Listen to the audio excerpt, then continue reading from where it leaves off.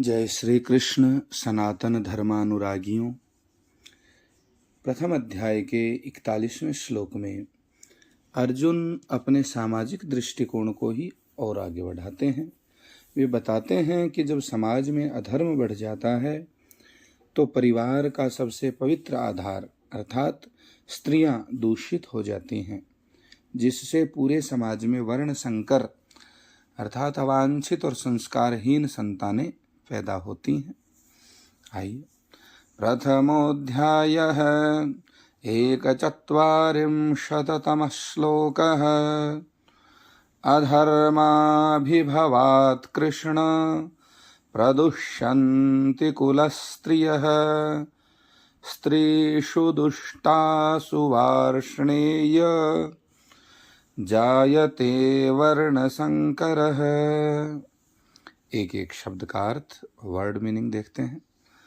अधर्म अभिभवात, अधर्म के अत्यधिक बढ़ जाने से, कृष्ण हे कृष्ण, प्रदुष्यन्ति दूषित हो जाती हैं, मार्ग से भटक जाती हैं। कुलस्त्रियः, कुल की स्त्रियां, पारिवारिक महिलाएं। स्त्रीषु, स्त्रियों के। दुष्टासु, दूषित हो जाने पर अर्थात पथभ्रष्ट होने पर। वार्ष्णेय, हे वार्ष्णेय अर्थात वृष्णि वंश में उत्पन्न श्री कृष्ण।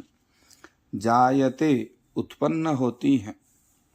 वर्णसंकरः, वर्णसंकर अवांछित संस्कारहीन संतान।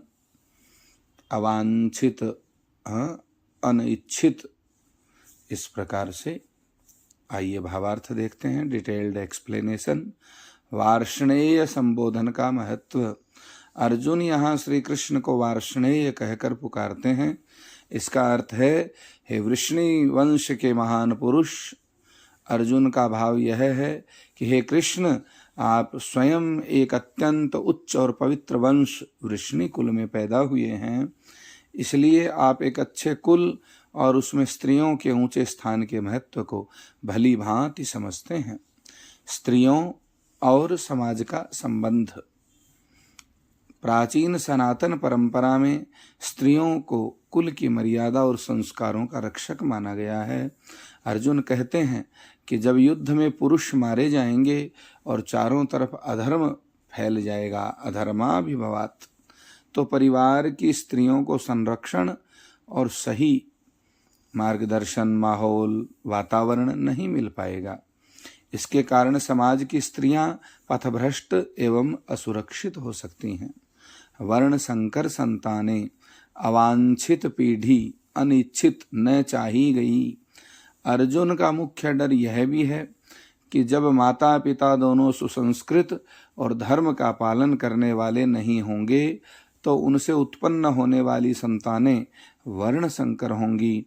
वर्ण संकर का सीधा व्यवहारिक अर्थ है ऐसी नई पीढ़ी जिसके पास न तो कोई अच्छे संस्कार होंगे, न अपने कुल की परंपराओं का ज्ञान होगा और न ही समाज के प्रति कोई जिम्मेदारी होगी, कर्तव्यपरायणता नहीं होगी। ऐसी पीढ़ी समाज को केवल मात्र विनाश की ओर ले जाती है। बच्चों के लिए सारांश, summary for kids.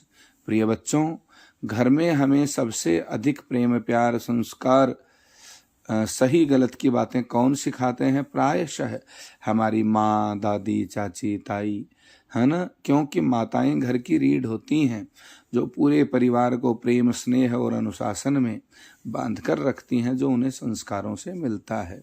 Arjun Shri Krishna से कह रहे हैं, हे वार्ष्णेय, अगर युद्ध लड़ाई में सब समाप्त हो गया और चारों तरफ बुराई फैल गई तो घर की माताओं और बहनों को बहुत कष्ट पीड़ा होगा। जब माहौल इतना खराब हो जाएगा तो आने वाले छोटे बच्चे अच्छे और संस्कारी नहीं बन पाएंगे। वे बिना संस्कारों के बड़े होंगे, जिससे पूरा समाज आपस में लड़ने लगेगा और समाप्त हो जाएगा। आज की सीख, प्रैक्टिकल इंसाइट। नारी शक्ति का आदर और सुरक्षा। यह श्लोक हमें अप्रत्यक्ष रूप से सिखाता है कि किसी भी समाज अथवा परिवार की उन्नति इस बात पर निर्भर करती है कि वहाँ की महिलाएं कितनी सुरक्षित, सम्मानित और सुशिक्षित हैं। यदि माताएं सुरक्षित और संस्कारी हैं तो आने वाली पीढ़ी अपने आप महान बन जाएगी। वातावरण का प्रभाव, एनवायरमेंट मैटर्स। यदि हमारे चारों तरफ का माहौल अधर्म अथवा बुराई अथवा खराब ही होगा तो उसका सीधा असर हमारे विचारों और हमारी अगली पीढ़ी पर पड़ेगा। इसलिए हमेशा एक सकारात्मक और नैतिक माहौल बनाए रखना चाहिए।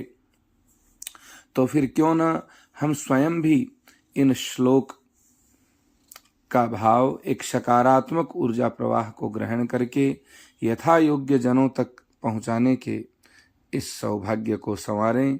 पुनश्च वंदे गोमातरम। जय श्री राधे कृष्ण। राधे राधे।